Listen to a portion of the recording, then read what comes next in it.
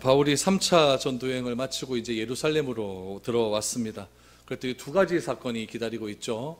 하나는 무엇이냐면은 바울을 향하여 적대적인 감정을 가지고 있었던 수만 명의 유대인들이 기다리고 있었고, 또 하나는 영적인 능력을 다 잃어버린 예루살렘 교회의 모습이었습니다. 바울이 예루살렘에 도착했다는 소식을 듣고 그에게 적대감을 가지고 있었던 수만 명의 유대인들이 폭도로 변하기를 시작합니다. 바울에게 폭력을 행사했고 예루살렘이 바울로 인해 큰 소동이 일어나게 되었습니다. 그때 천부장을 위시한 로마의 군인들이 와서 폭력을 당하고 있는 바울을 구해 줍니다. 그리고 그를 체포하고 결박을 하게 되죠. 천부장은 바울에게 이렇게 행하는 이유가 도대체 무엇이냐, 왜 유대인들이 바울에게 이렇게 행하느냐 그랬더니 군중들은 그 말에 대답을 하지 못하고 소동만 더욱 커져가는 그런 일들이 일어나고 말았습니다. 그래서 천부장은 바울을 영내로 끌고 들어가고 바울은 이제 천부장에게 자신을 변호할 수 있는 기회를 한번 달라라고 요청을 하기 시작합니다. 오늘 37절부터의 말씀이 오늘 그 내용이 시작이 됩니다. 한번 보십시오. 바울을 데리고 영내로 들어가려 할 그때에 바울이 천부장에게 이르되 내가 당신에게 말할 수 있느냐, 이르되 내가 헬라말을 아느냐, 그러면 내가 이전에 소요를 일으켜 자객 4,000명을 거느리고 광야로 가던 애굽인이 아니냐라고 말합니다. 지금 바울의 관심이 어디에 있습니까? 바울이 지금 군중들에게 많이 맞지 않았습니까? 그러면은 지금 자신이 매를 맞느냐 맞지 않느냐에 있었느냐? 그렇지 않습니다. 바울의 관심은 어디에 있었냐면은 바울이 왜 지금 천부장에게 자신에게 변명할 수 있는 기회를 달라고 하냐면은 예수님이 누구이신지, 예수님을 자신의 삶 속에서 드러내고자 함을 온전히 밝히기 위해서 지금 변명할 수 있는 기회를 달라라고 말하는 겁니다. 바울에게 있어서 삶의 목적은 성공이냐 실패냐 거기에 있지 않았습니다. 건강하냐 건강하지 않느냐 거기에도 별 관심은 없었습니다. 바울이 거하고 있는 곳이 감옥이냐 안방이냐 그것도 별 관심 없었습니다. 바울은 어떤 상황에서든지 예수가 그리스도임을 드러내야 하는 것, 거기에 관심이 많았습니다. 이것이 바로 바울의 삶의 중심이었다는 것을 알 수 있습니다. 그러나 저를 비롯한 대부분의 사람들은 삶의 관심사가 어디에 있습니까? 월급이 중요하지 않습니까? 건강이 중요하고 내가 얼마만큼 또 진급하는가가 참 중요하고 자기 환경이 중요하고 자기 생각이 중요하죠. 그래서 예수님을 믿어도 자기식으로 믿는 것을 원하고 있고 자기 방법대로 믿는 것이 훨씬 수월하다라고 이야기를 많이 합니다. 신앙을, 믿음을 예수님의 방법대로 믿으면 훨씬 더 간단함에도 불구하고 자기 고집과 성격과 자기가 좋아하는 대로 믿어버리니까 신앙생활은 점점 이상해지고 힘들어져 갈 수밖에 없는 겁니다. 내가 하루 중에 가장 많이 생각하고 있는 것, 그것이 무엇인가? 그것이 곧 나의 정체성입니다. 좀 더 쉽게 말하면 내가 하루의 삶 속에서 제일 생각 많이 하는 것, 그것이 바로 나 자신이라는 이야기입니다. 어떤 사람은 돈만 생각하는 사람이 있습니다. 그러면 그 사람은 돈입니다. 어떤 사람은 결혼하지 못해서 온전히 나의 삶이 결혼이라고 말을 하는 사람이 있습니다. 어떤 사람은 하루 종일 고민만 합니다. 고민 안 하면은 내 존재가 흔들린 것 같은 그런 사람도 있습니다. 여러분, 그러면 그 고민 자체가 나 자신일 수밖에 없습니다.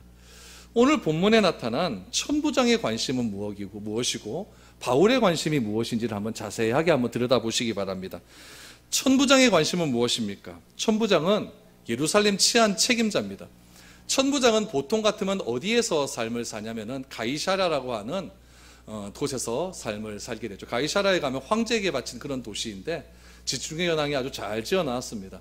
거기서 살다가 무슨 절기가 되고 무슨 예루살렘에 사람들이 많이 모이게 되면은 이제 예루살렘으로 와서 치안을 관리하게 되죠.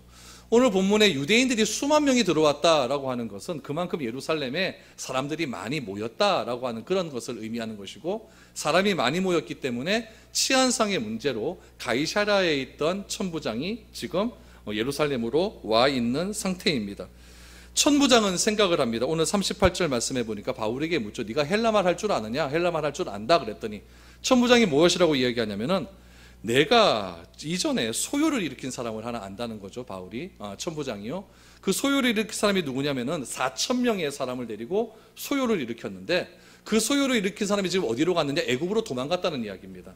그러니까 이 천부장의 관심은 무엇이냐면은 4,000명을 데리고 예루살렘에서 소요를 일으킨 사람을 잡지 못했기 때문에, 애굽으로 그 사람이 도망갔기 때문에 지금 천부장의 관심은 혹시 바울이 그 사람이 아닌가, 이런 생각에 가로잡혀 있는 거죠. 그래서 이 천부장의 관심은 무엇이냐면은 어떻게 해든지 그 애굽으로 도망갔던 그 4,000명을 이끌고 도망갔던 그 사람을 잡는데 혈안이 되어 있는 겁니다.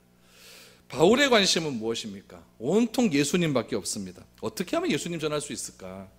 누군가가 자신을 때리면 감정이 굉장히 상하지 않습니까? 지금 바울은 굉장히 많이 얻어맞았거든요. 그럼 감정도 상하고 심정도 상하고 굉장히 기분이 나빴을 것인데, 그 상황에서 바울에게는 그런 감정조차도 사치였다는 이야기죠. 예수에 완전히 미쳐있는 사람이었습니다. 그래서 성난 유대인들을 피해 로마 군사들에게 잡혀서 지금 안토니아 요새로 들어가고 끌려가고 있는 와중 속에서도 내가 왜 맞아야 되는가, 그 변명을 하려고 하는 것이 아니라 내가 어떻게 예수 그리스도를 드러낼 수 있는가, 그것에 대한 변명을 하기 위해서 지금 천부장에게 나에게 좀 시간을 달라라고 이야기하고 있는 겁니다. 이렇게 바울이 변했다는 이야기죠. 그럼 바울이 어떻게 변할 수 있었는가? 오늘 22장 말씀에 보면은 바울이 자신의 간증을 하기 시작을 합니다. 우리 39절부터 한번 보시기 바랍니다. 바울이 이르되 나는 유대인이라 소읍이 아닌 길리기아 다소시의 시민이니 청컨대 백성에게 말하기를 허락하라 하니 천부장이 허락하거늘 바울이 층대 위에 서서 백성에게 손짓하여 매우 조용히 한 후에 히브리 말로 말하니라. 부형들아, 내가 지금 여러분 앞에서 변명하는 말을 들으라. 바울이 지금 천부장에게 자신을 누구라고 소개하냐면은 유대인이다라고 소개를 합니다. 그리고 자신의 출신지를 이야기하는데 길리기아 지방의 다소 사람이다라고 말합니다. 여러분, 지금 길리기아 다소 사람이다라고 하는 건 난 촌놈 아니다, 이런 뜻입니다. 난 촌놈 아니다. 길리기아라고 하는 것은 교육의 도시였습니다. 그래서 길리기아 출신이다 그러면 굉장히 공부를 많이 했다라는 것을 인정하는 그런 분위기였죠. 바울이 지금 안토니오 망대 2층에 올라가서 지금 엄청나게 소동을 일으키는 사람을 향해서 손짓을 하면서 좀 조용히 해라, 이렇게 한 거예요. 조용히 하고 히브리 말로 말하기 시작을 하는 거죠. 요즘도 이스라엘 가면은 두 가지 언어를 씁니다. 히브리어 하나 쓰고 영어를 씁니다. 그래서 히브리어가 보통 사람들이 쓰는 대중적인 그런 언어들이었어요. 바울이 히브리 말을 했다라는 것은 내가 유대인이다라는 그런 뜻입니다. 나는 유대인이다. 그러니까 사람들이 아는 말을 하니까 조용해지는 겁니다. 왜냐하면 자기에게 익숙한 히브리 말로 하기 때문에 조용해지는 거죠. 그리고 내가 변명하는 말을 좀 들어달라라고 부탁을 합니다. 그럼 바울이 하는 말이 무엇일까? 2절부터 보십시오. 그들이 그가 히브리 말로 말함을 듣고 더욱 조용한지라. 이어 이르되 나는 유대인으로 길리기아 다소에서 났고 이 성에서 자라 가말리엘 문화에서 우리 조상들의 율법의 엄한 교훈을 받았고 오늘 너희 모든 사람처럼 하나님에 대하여 열심히 있는 자다. 이것이 자기에 대한 간증입니다.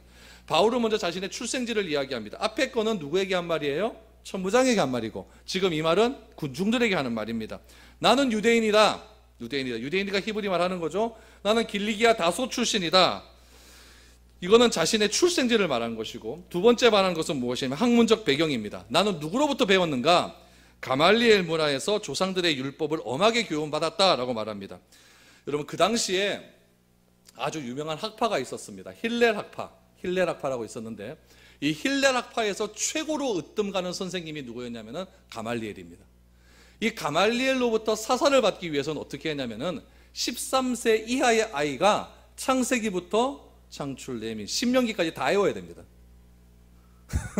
13살 아이가요. 토시 하나 안 틀리고 다 외워야 됩니다. 그래야만 가말리엘 문화에 들어갈 수 있어요.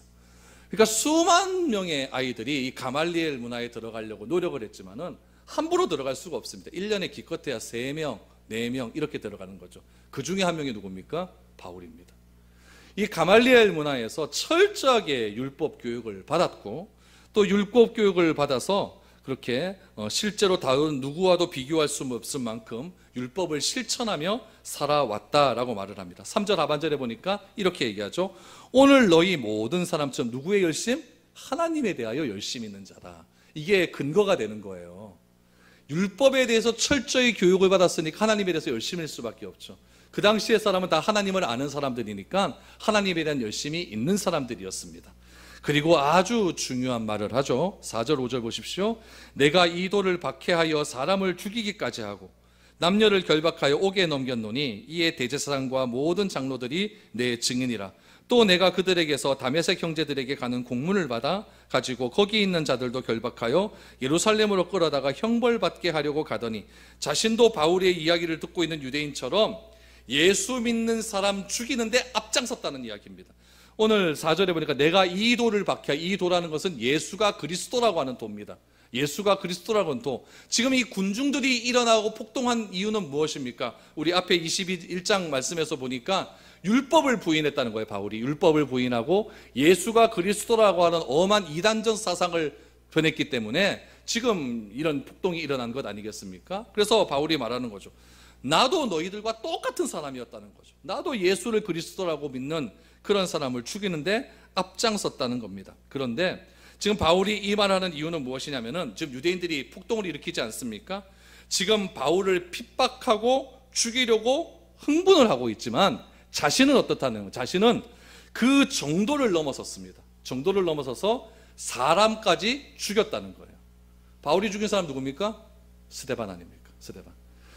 그 당시에 제가 좀 기록을 좀 찾아보니까요, 돌에 쳐 죽이기 위해서는 어떻게 쳐 죽였느냐? 큰 구덩이를 팝니다. 구덩이를 파고 율법의 범한 자를 그 구덩이에 집어넣어 버립니다. 집어넣어 버리면은 그 사람을 돌로 쳐 죽이는데 책임을 지는 사람이 앞에 나옵니다. 앞에 나와서 웃옷을 벗습니다. 웃옷을 벌고 돌을 들어서 제일 먼저 그 사람에게 던지는 거예요. 던지면 그 사람이 맞지 않습니까? 한 방 맞아가지고 죽으면 괜찮은데 이게 안 맞으면 그 다음 책임진 사람, 그 다음 책임진 사람 계속 가서 던지는 거예요. 그러다가 죽는 거죠. 스데반이 죽었을 때 어떻게 했습니까? 스데반 앞에 놓고 제일 먼저 와서 웃옷을 벗은 사람이 누구예요? 사울 아닙니까? 그러니까 스데반 죽이는데 책임자는 누구였어요? 사울이라는 얘기예요. 자기는 그렇게 했다는 이야기죠. 그 정도로 나는 하나님의 도를 따르는데 열심히 있는 사람이다 라고 말을 한 겁니다. 내가 이렇게 한 일은 누구도 아느냐? 4절에 보니까 모든 장로들, 대제사장도 다 나의 증인이다. 내가 이렇게 한 거 다 안다는 이야기입니다. 그리고 자신은 거기다 또 뭘 했느냐? 대제사장과 장로들에게 예수 믿는 사람 체포하기 위해서 체포영장을 내가 발부받는 겁니다. 대제사장과 서기관이 명령을 해서 바울이 그 문서를 가지고 가는 게 맞는 건데 자기는 너무나 하나님의 일에 열심히 있기 때문에 자기가 오히려 가서 체포영장 주십시오. 내가 예수 믿는 사람 죽여오겠습니다. 그렇게 영장 발부받아서 어디까지 갑니까? 예루살렘에서 다메섹까지 230km 그 먼 거리를 자기가 가겠다라고 열심히 있는 사람이었다라고 말을 하고 있는 겁니다. 그러니까 바울은 어떤 사람입니까? 율법에 확신한 사람이죠. 율법에 열심히 있는 사람이죠. 실천적 행동을 하는 지성인이었습니다. 아주 대단하죠. 여기서 바울의 말에서 알 수 있는 사실은 바울은 자신이 옳다라고 하는 일에는 물불 가리지 않는 사람이었습니다. 바울은 여러분 지성인 아닙니까? 현대의 지성인의 약점은 무엇이냐면 행동을 잘 안 하려고 합니다. 우리 뭐 도로 그거 막 건축하고 이럴 때 보면은 막 다 끝나고 나서 막 운전하시는 분들이 막 욕을 하지 않습니까? 책상에서 앉아서 설계했다고 하면서 막 그러지 않습니까? 우리 신천 동로 이런 거 만들 때 얼마나 욕해 됐습니까? 그렇죠? 계대 도시공학과 교수들이 많이 만들었거든요. 설계를 했는데 그 교수들 뭐 아냐 하면서 실제로 물어보는 거는 도로 만들 때 택시 기사들한테 물어보면 제일 잘하는 거 아니겠어요? 그렇죠? 머리 좋은 사람 잘 움직이려고 하지 않습니다. 그런데 바울은 지성인임에도 불구하고 행동하는 신앙인이었죠. 하나님은 이런 사람을 진짜 좋아하십니다. 그래서 이런 사람을 사용하죠. 아무리 많이 알고 있어도 행동하지 않는 사람은 하나님의 일에 의해서 준비를 되지 못합니다. 바울은 지금 비록 잘못된 관점에 있지만은 바울의 이런 성품을 사용하셔서 하나님께서 변화시켜 하나님의 일에 사용한다는 그런 사실을 우리는 기억해야 됩니다. 우리가 신앙생활을 한다고 하면서 교회에만 다니는 것을 전부라고 생각하는 사람은 그것뿐입니다. 변화도 없습니다. 그러나 하나님은 바울을 변화시킨 후에 그의 행동하는 성격을 그대로 사용하십니다. 어떤 사람은 나는 참 못됐다 그럽니다. 그 못된 성격을 그대로 사용하셔서 하나님 나라의 귀한 일에 사용이 된다고 생각해 보십시오. 얼마나 놀랍습니까? 바울의 이런 잘못된 관점, 잘못된 방향성, 그 방향성에 자기는 맞다라고 생각을 하고 그 맞음에 목숨을 거는 사람, 그런 사람을 하나님께서 방향성만 탁 건드려 주십니다. 그랬더니 놀라운 일이 일어납니다. 그러므로 여러분, 여러분의 성격 갖고 뭐라 그러지 마십시오. 내는 뭐 이렇다 그러고 절대 뭐라 그러지 마십시오. 하나님께서 나의 이 관점만 바꿔주시면은 나의 이 모난 성격도 하나님 나라에 크게 쓰임을 받을 수 있다는 사실을 꼭 기억하시기를 바랍니다. 교회는 여러분, 시끄러운 사람도 있어야 되고 조용한 사람도 있어야 됩니다. 교회는 여러분, 누군가 계획을 사는 사람도 있어야 되고 실천하는 사람도 있어야 됩니다. 그런 사람들이 다 한 방향성을 가지고 나아갈 때에 아름다운 교회의 모습이 이루어질 수 있는 것입니다. 지금까지는 여러분, 5절까지는 바울이 예수님을 만나기 전의 상황입니다. 그리고 바울은 이제 예수님이 나는 이렇게 찾아와셨다라고 간증을 합니다. 6절부터 보십시오. 가는 중에 다메섹에 가까이 갔을 때 오정쯤 되어 호련히 하늘에부터 큰 빛이 나를 둘러 비치매 내가 땅에 엎드러져 들으니 소리 있어 이르되 사울아 사울아 내가 왜 나를 박해하느냐 하시거늘 내가 대답하되 주님 누구시니까 하니 이르시되 나는 내가 박해하는 나사렛 예수라 하시더라. 바울이 다메섹으로 가는 도중에 빛을 보게 됩니다. 예루살렘으로 다메섹까지 가는 거리는 230km. 바울이 말을 타고 갔다 그래요. 말을 타고 갔는데 갑자기 빛이 확 비쳤습니다. 확 비치는 순간 바울이 그 말에서 떨어지게 됩니다. 떨어지게 되는 그 장소에 가보면은 바울 낙마교회라고 하는 교회가 하나 잘 서 있습니다. 그 낙마교회가 서 있는 그 장소가 다메섹까지 13km 남은 거리예요. 그러니까 다메섹까지 지금 거의 다 와 있는 그런 상황이었다는 겁니다. 그곳에서 바울이 완전히 꼬꾸라집니다. 그리고 음성이 들리는데 네가 왜 나를 핍박하느냐. 바울이 굉장히 놀랍니다. 예수님은 자신을 드러냅니다. 무엇이라고 드러내냐면은 나는 내가 핍박하는 예수라라고 말합니다. 바울이 예수님을 핍박한 적이 있습니까? 바울은 예수님을 핍박한 적이 없습니다. 바울은 누구를 핍박했습니까? 예수의 도를 따르는 사람들을 핍박했습니다. 근데 예수님은 무엇이라고 하냐면은 나는 내가 핍박하는 예수다라고 말합니다. 이 말은 무엇입니까? 예수를 믿는 사람을 핍박하는 것은 곧 예수 그리스도의 아픔이 있다는 이야기예요. 우리 옆에 사람들은 다 예수의 형상이 다 드러나 있는 사람입니다. 이런 사람을 향하여 판단할 필요는 없습니다. 그런 사람을 판단하면 예수님은 우리에게 말씀하실 겁니다. 네가 판단하는 그 예수가 나다라고. 예수님은 말씀하십니다. 바울은 도저히 이해가 되지 않았죠. 나는 예수란 사람을 만나본 적도 없고 그런 사람을 핍박한 적도 없는데 예수님은 오히려 자신을 무엇이라고 이야기하냐면은 나는 내가 박해하는 나사렛 예수다라고 말합니다. 여러분에게 있어서 예수님은 과연 어떤 분이십니까? 예수님이 여러분에게는 어떤 의미를 가지고 있었습니까? 바울에게 있어서 예수님은 자신이 핍박했던 그분이었습니다. 그분이 자신을 지금 변화시키고 있는 것입니다. 바울이 예수님을 어디에서 만났습니까? 우리는 생각을 그래야 얘기합니다. 다메섹에서 만났다. 다메섹 가는 길에서 만났다. 저는 조금 거기서 더 나갑니다. 바울이 지금 다메섹으로 가는 길은 바울의 삶이었습니다. 어떤 삶이었습니까? 자신의 열심과 열정을 가지고 그렇게 해보려고 무엇인가를 해보려고 가는 삶입니다. 그 삶 현장 속에서 삶의 현장 속에서 바울은 누구를 만납니까? 예수님을 만납니다. 여러분들은 예수님을 어디서 만날 수 있습니까? 내 일터에서 만날 수 있기를 바랍니다. 예수님을 만나되 가정에서 사회생활 속에서 사람과의 만남 속에서 그 가운데서 예수님이 드러나야 되고 만나야 된다는 겁니다. 바울은 비록 자신이 지금 가는 그 거리 자체가 잘못된 거리였고 잘못된 방향성에 의해서 자신의 열심에 의해서 가는 그런 삶의 길이었지만 그 삶의 현장 속에서 누가 만나게 됩니까? 예수님을 만나게 된다는 거예요. 우리도 때때로 그럴 수가 있습니다. 몸이 아파서 병원으로 가는 그 길 속에서 또 누구를 만나러 가는 그런 길 속에서 또 멀리 부모님 댁에 가는 그 길 속에서 주님을 경험하게 된다면 그것이 얼마나 감격스러운 순간이겠습니까? 그 만나는 그 순간이 자신의 인생을 바꾸는 그런 순간이 될 수 있다는 겁니다. 바울은 다메섹으로 가는 그 길 속에 자신의 삶의 현장 속에서 예수님을 만나게 되었다는 이야기입니다. 9절을 보십시오. 나와 함께 있는 사람들이 빛은 보면서도 나에게 말씀하시는 이의 소리는 듣지 못하더라. 바울과 함께 있는 사람들은 빛은 보았는데 소리는 듣지 못했습니다. 이것은 무엇입니까? 바울은 예수님을 만나되 어떻게 만났다? 개인적으로 만났다라는 것을 알 수가 있는 거죠. 여러분, 부르심에는 두 가지의 부르심이 있습니다. 첫 번째 부르심은 교회라고 하는 공동체를 통해서 하나님께서 부르시는 부르심이 있고, 또 하나의 부르심은 무엇이냐면 개인적인 부르심이 있습니다. 이 두 가지 부르심은 너무나 중요합니다. 하나님께서 우리에게 은혜를 주실 때에 개인적으로 부르시는 경우가 있어요. 누굽니까? 모세를 부르시지 않습니까? 모세를 부르셔서 나는 호렙산 떨기나무 그 불꽃 속에서 자기 자신을 밝히십니다. 그리고 나는 나다라고 말씀하십니다. 나는 여호와다라는 말씀을 해 주셨습니다. 에스겔을 부르십니다. 에스겔도 바벨론의 그발강가 앞에서 그렇게 만나지 않습니까? 예레미야는 어디서 만납니까? 어머니의 배 속 복중에서 개별적으로 부르지 않습니까? 이처럼 개인적인 부르심도 있는 반면에 하나님께서 우리에게 은혜를 주시고 우리에게 부르실 때는 공동체 속에서, 다수의 공동체 속에서 부르실 때도 있습니다. 여러분, 성령이 임할 때 보십시오. 성령이 임할 때 어떻게 임했습니까? 다 같이 한 곳에 모여 같은 마음으로 기도할 때, 이건 뭡니까? 교회라고 하는 하나의 공동체입니다. 120명이라고 하는 하나의 은혜 받을 수 있는 언약의 장소입니다. 여러분, 마가의 다락방이 어떤 의미에서 중요하냐면은, 마가의 다락방에서 어떤 일이 있었냐면, 예수님이 십자가를 지시기 전에 성찬식을 한 곳 아닙니까? 성찬식을 한 곳은 무엇이냐면 예수님의 새 언약의 장소였다는 거예요.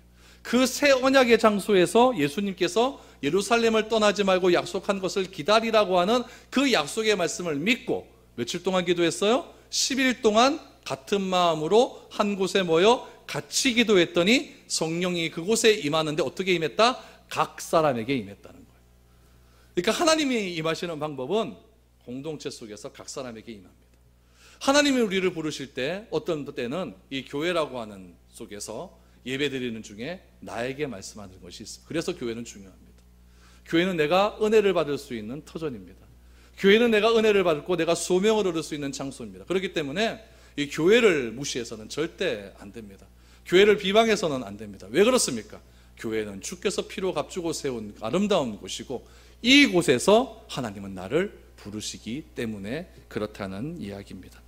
저는 개인적으로 보면은 은혜를 받을 때, 어떤 은사를 받을 때 개인적인 은사 받는 것도 중요하지만 그거보다는 공동체 안에서 은사 받는 게 훨씬 더 좋다라고 보는 입장입니다. 왜냐하면은 개인적으로 은사 받는 사람들이 보면 조금 문제들이 많아요. 박태선이나 뭐 이렇게 이단으로 빠진 사람들 보면 다 장로교 출신이거든요. 그런 사람들이 산에서 혼자 기도하다가 이상한 은사 받아갖고 내가 예수다 이러지 않습니까?